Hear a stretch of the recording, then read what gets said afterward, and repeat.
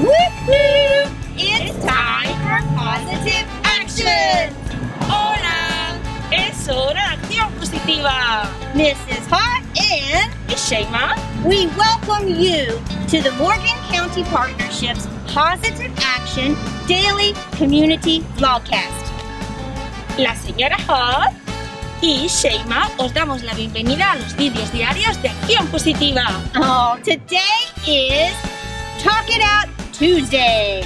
Hoy es martes marchoso. Let's get ready for a awesome day of learning and wellness.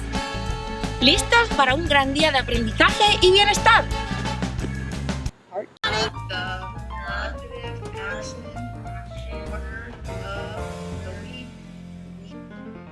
The positive action word for this week is physical, and in Spanish, físico. Now, watch this beautiful lesson of Talk It Out Tuesday.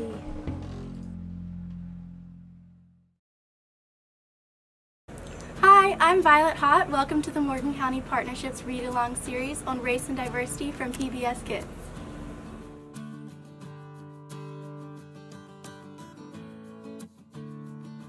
Today we will be reading excerpts from Little Leaders, Bold Women in Black History by Vashti Harrison.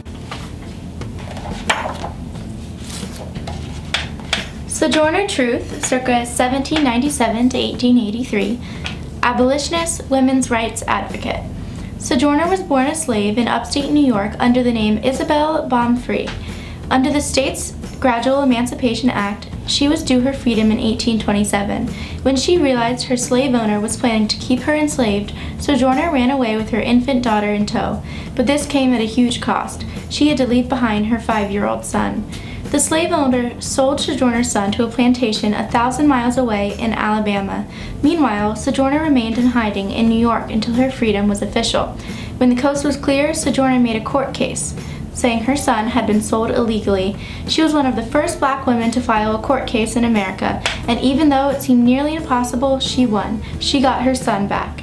In 1883, she changed her name to Sojourner, which means traveler, and became a preacher. She traveled the country sharing her messages for women's rights and the abolition of slavery everywhere. Although Sojourner could neither read nor write, her voice carried far. In December of 1851, she gave a speech that she made up on the spot. In it, she advocated on behalf of black women who faced the double discrimination of racism and sexism and had often been left out of the fight for equality. The speech is known by its most famous refrain, "Ain't I a woman?" She went on to encourage African Americans to fight on behalf of the Union in the Civil War, for former slaves to be given places to live, and for desegregation of streetcars. She was an agitator and a fierce activist for equality. Ella Fitzgerald, 1917 to 1996, jazz singer. As a young woman in Virginia, Ella longed for independence and dreamed of one day becoming an entertainer. As a teenager, she was living on the streets and singing for pennies. But in 1934, at the age of 17, she got her big break. She entered the amateur night contest at the Apollo Theater in Harlem.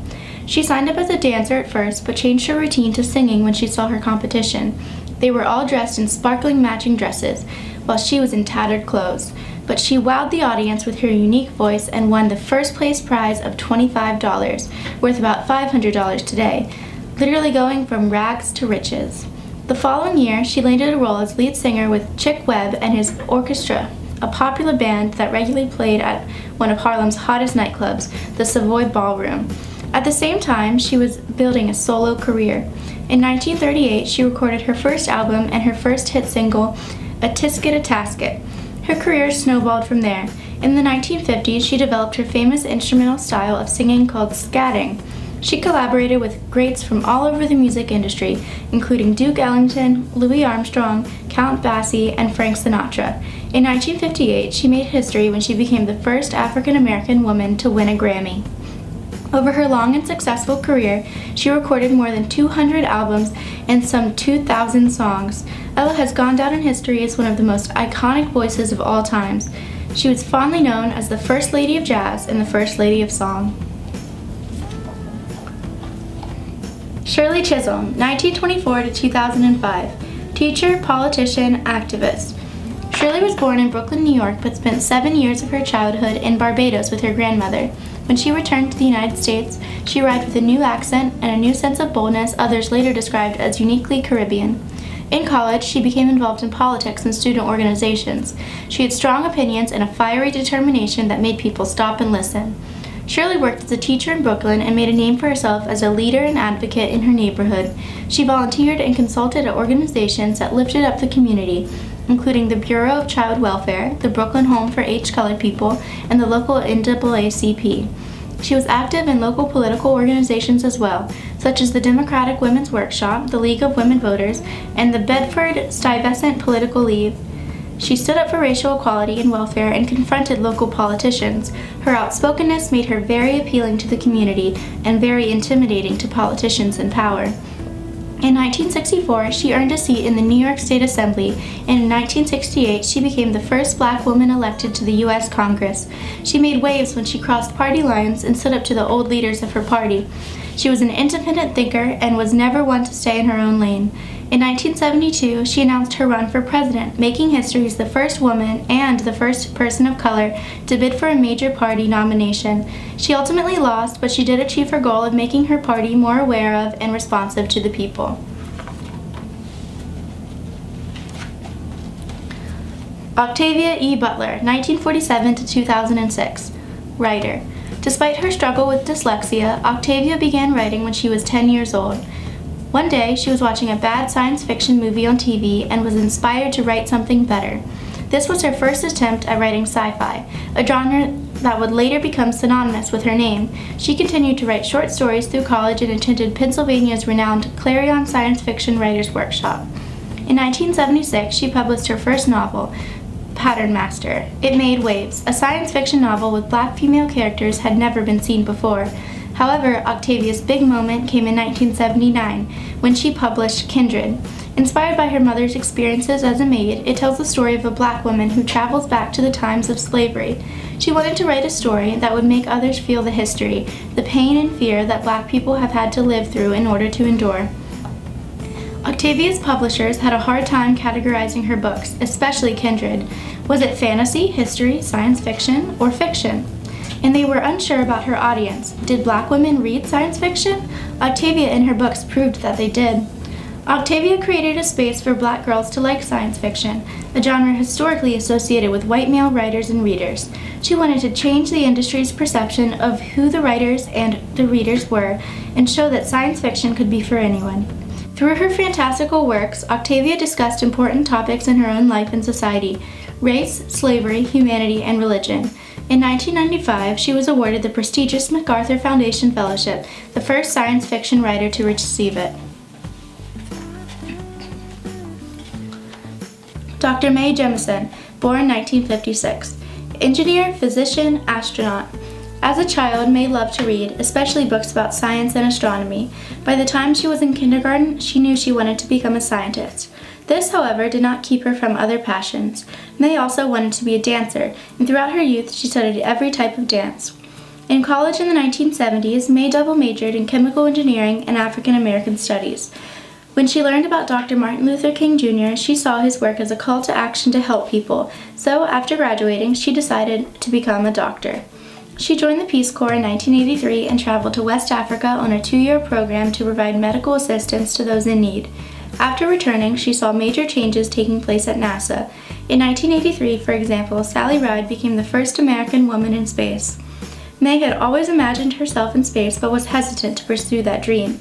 But it was seeing the actress Nichelle Nichols play Lieutenant Uhura in the TV show Star Trek that finally inspired her to apply to the space program. In 1987, Mae became the first black woman in the astronaut training program, and a few years later, she flew into orbit as the first African American woman in space. Mae still wanted to have a direct impact on people, so she left NASA in 1993 and created her own company, the Jemison Group, which researches ways technology can help people in their daily lives. She also started the Dorothy Jemison Foundation for Excellence, which in 1994 launched the Earth We Share, a science camp for children.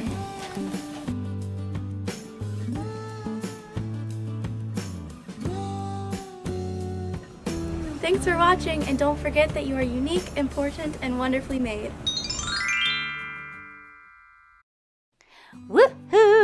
Mrs. Hot here, and thanks for joining us tonight for our Race and Diversity series book, Little Leaders by Vashti Harrison.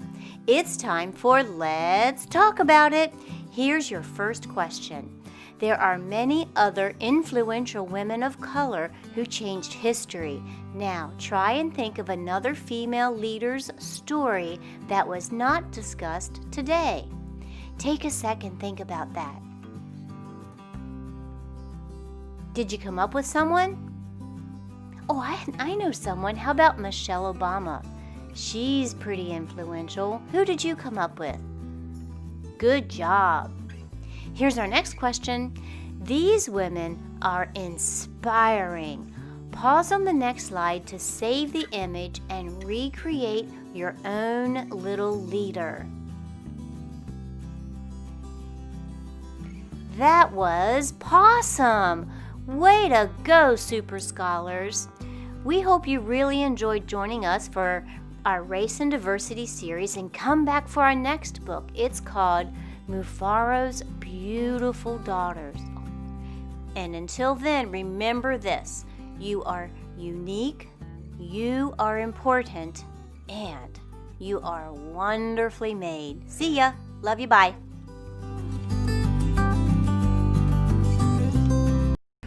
Wow, that was beautiful. What a beautiful book. So, boys and girls, now I want you to pause here and we're gonna discuss about all this question. It's time for Let's Talk About It. Hello, Super Scholars. It's Mrs. Hot, and I want to welcome you to Mindfulness Minute on Talk It Out Tuesday. Today, take a moment and join school therapist Lacey Kidwell, who will lead us in desktop yoga. So take a moment, put your books aside, and follow Miss Kidwell as she helps us relax and take a look at our social and emotional wellness. Are you ready? Now remember this: you are unique, you are important, and you are wonderfully made.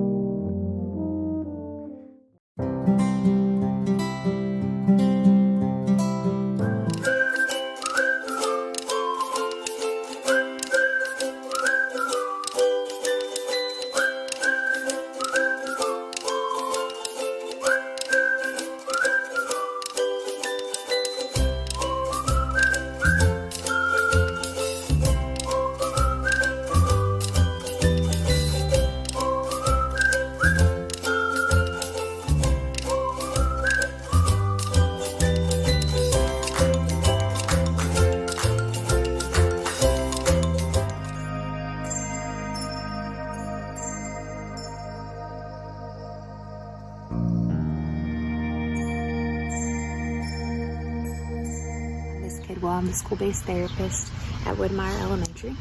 I want to share with you all a little bit of desk yoga you can do to get a break throughout the day from your work or schoolwork. So we're going to start seated tall for a breathing exercise. This is called the rainbow breath. So on the inhale, we're going to arch our back forward, and on the exhale, backwards. Okay? We're going to start out nice and tall. Inhale, forward, exhale, backwards. Starting again nice and tall. We'll do this twice more. Inhale, exhale. Once more. Inhale, exhale. Very good. And still seating ourselves up tall, we're going to do our seated side bend. So we're going to bring our right arm down next to us. You can either put this on your lap, next to you, whatever you feel the most comfortable. We're going to bring our left arm up and bend towards our right side. Inhaling and exhaling. We're going to inhale again, and on the exhale, come back up to center. And put our arm down. Now we're going to lean towards our left side. So we're going to inhale and then exhale. Hold this for a breath. And then again, inhale, and on the exhale, come back up to center, bringing your arm down. Next, we're going to do the blown palm. So we're going to bring both of our arms above us. We're going to grab our right wrist with our left hand, and we're going to lean towards the left on the inhale. You can exhale. Inhale and exhale again. And on the next exhale, we'll bring our arms down and come back to center. And then we're going to repeat this on our right side. So we're going to bring our arms up again. Grab onto our left wrist with our right arm. Lean to our right on the inhale. Exhale. Inhale and exhale again. And then on this next exhale, we'll bring our arms down and come back to center. Next, we will do our pretzel twist. So we're going to have our feet, of course, firmly on the ground. Bring our right hand onto our left knee. Our left arm behind us. And if you are in a chair that doesn't have a back, you could put your hand on your lower back if that feels comfortable. We'll just hold this for a couple breaths. Feeling that stretch in your back. And next exhale, we will come back to center. We'll repeat this on the other side. So your left hand on your right knee, right arm behind you. Hold this for a couple breaths as well.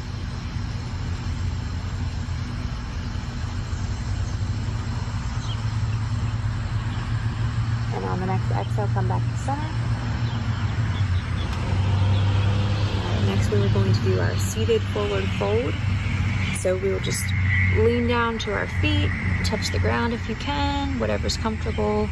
Lean down as far as you can. You can drop your head down if you'd like. However that feels comfortable for you. You can hold this for a couple breaths as well. And when you're ready, you can come back up. Slowly bring your neck and your head up last. All right, and for our last pose, this is called the easy pose. So we're just going to sit up nice and tall, feet planted on the ground. We're going to inhale and bring our arms up. Exhale. You can inhale and exhale once more. And on this next exhale, we'll bring our arms down to our sides. All right. So I also would like to invite you guys to practice gratitude daily. Just taking a couple minutes to think of a couple things that have happened within the last 24 hours that you're thankful for and grateful for. Doing this daily as a practice allows us to start looking throughout our day for positive things. And I think, especially right now, that's a very important practice for us all to be doing. But I look forward to seeing you guys next time. I hope this helped break up your day a little bit, stretch you out, and hope you have a great day and you're healthy and safe. Thank you.